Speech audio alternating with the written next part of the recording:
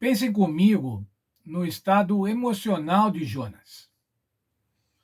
Havia sido dado a ele uma missão por Deus, ele fugiu, pensou que ia fugir. O Senhor foi buscá-lo.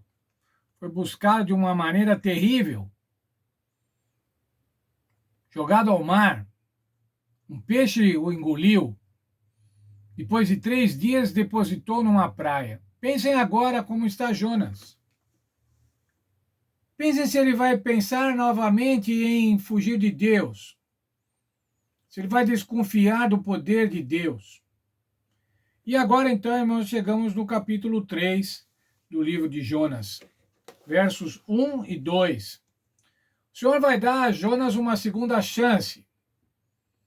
A primeira ele falhou, mas agora ele tem uma segunda chance. Versos 1 e 2 do capítulo 3. Veio a palavra do Senhor segunda vez a Jonas, dizendo: Levanta-te, vai à grande cidade de Nínive e proclama contra ela a mensagem que eu te dou.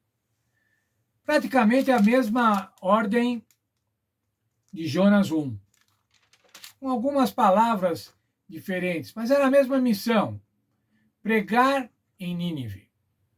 Pregar naquela cidade estrangeira, naquela cidade hostil, uma cidade pagã, uma cidade cruel. Era lá que ele tinha que ir. Mas agora, irmãos, Jonas já tinha visto o poder de Deus, o seu testemunho pessoal, a sua vida era um testemunho do poder de Deus, do poder de Deus que pode todas as coisas. E não era mais aquela cidade agora que ia intimidar Jonas. 160 mil habitantes,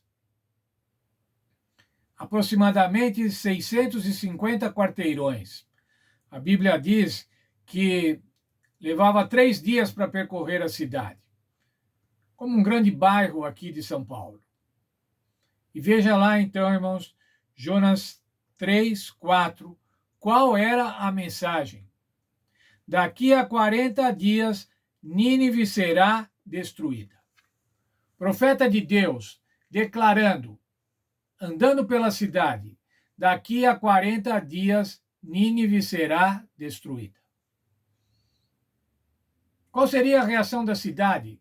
Vamos matar logo esse falador que vem aqui dizer profecias contra a nossa cidade.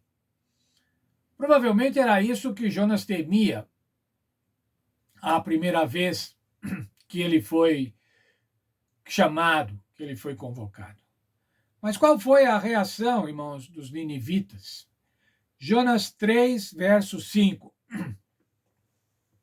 Os ninivitas creram em Deus.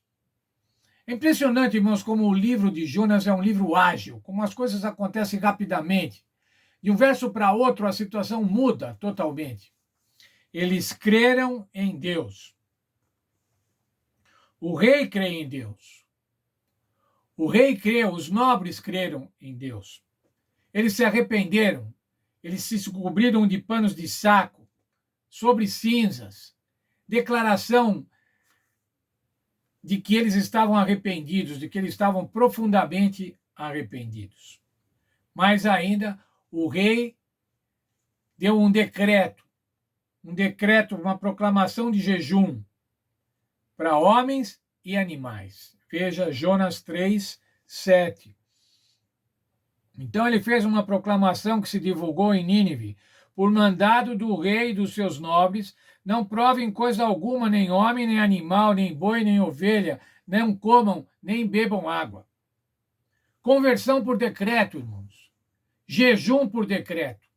Era comum isso naquelas ocasiões. O rei, os nobres, legislavam sobre o comportamento do povo. Provavelmente esse rei, como já disse na introdução da nossa lição, era Haddad Irari. Haddad Irari III.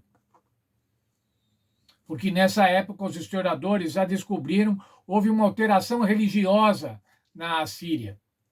Muito provavelmente por conta da pregação de Jonas. Veja lá o verso como diz. Então ele fez uma proclamação que se divulgou em Nínive, por mandato do rei e de seus nobres, não provem coisa alguma, nem homens, nem animais, nem bois, nem ovelhas, não comam, nem bebam água.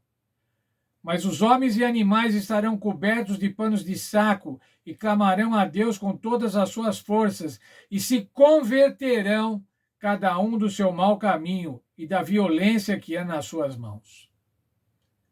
O que dizia o decreto, irmãos? Os habitantes de Nínive deviam se converter dos seus maus caminhos, se converter da violência. Mas o Senhor diz que ia destruir, mas eles estavam se convertendo. Mais ainda, irmãos, vamos lá ver uma coisa. Verso 9. Quem sabe se Deus se voltará e se arrependerá e se apartará do furor da sua ira, de sorte que não pereçamos. Era o que eles queriam, irmãos, demonstrar a Deus um arrependimento tal que pudesse mover, pudesse modificar a primeira ideia de Deus, que era de destruir aquela cidade. A destruição daquela cidade, irmãos, era condicional. Ela não era determinada de uma maneira absoluta, mas ela era condicional. O Senhor não deseja, irmãos, matar ninguém. O Senhor não deseja destruir ninguém. A mensagem era uma mensagem de advertência. E ao ouvir a mensagem de advertência, ao cair em si toda a população, nobres, rei, ao cair em si eles viram que realmente estavam contrários à vontade de Deus e se arrependeram. E agora clamaram a Deus para que Deus os perdoasse, para que Deus não cumprisse a primeira ordem, que era a de destruir a cidade. Verso 10 do capítulo 3. Quando Deus viu as obras deles e como se converteram do seu mau caminho, Deus se arrependeu do mal que tinha dito lhes faria e não o fez. Deus se arrependeu, mas Deus se arrepende, irmãos. Não, a situação era diferente. Quando o povo estava totalmente contrário à vontade de Deus, Deus tinha a intenção de destruí-los. Mas ao se converterem, ao demonstrarem arrependimento, o coração de Deus se moveu, irmãos, para não destruí-los. O Senhor não deseja destruir ninguém. Eu quero ler um texto, irmãos, Ezequiel, capítulo 18, verso 32. O profeta Ezequiel viveu aproximadamente 200 anos depois de Jonas. Mas veja lá o que disse Ezequiel, irmãos. Palavra do Senhor Deus. Pois eu não tenho prazer na morte de ninguém, diz o Senhor Deus. Arrependei-vos e viver. Eu tenho dito, irmãos, ao longo dos nossos estudos, tenho repetido muitas vezes, qual é o negócio de Deus, irmãos? Qual é a preocupação de Deus? A preocupação de Deus é a salvação da humanidade. A preocupação de Deus é a minha salvação e a tua salvação. Deus se preocupa com a salvação, ele não tem prazer na morte de ninguém. É Satanás que diz, irmãos, que Deus quer destruir as pessoas, que Deus é cruel, que Deus é injusto. Mas o Senhor não quer promover juízo, irmãos. O Senhor quer antes promover salvação. Promover juízo, um juízo executivo, não é o plano principal de Deus. O plano principal de Deus é a salvação. Ainda que o juízo vai se dar no final dos tempos. Mas o Senhor quer a salvação de cada um. O Senhor queria a salvação daquelas 120 mil pessoas, ou 160 mil pessoas, lá de Nínive. Mas o Senhor quer também a nossa salvação, o Senhor quer a minha salvação. A vontade de Deus é salvar, por isso eu posso descansar, irmãos. Estamos falando do descanso em Cristo. Eu posso descansar porque em Cristo eu obtenho a salvação. Em Cristo me é dada a salvação gratuitamente. E eu quero estar tranquilo, descansando, porque o Senhor quer me salvar.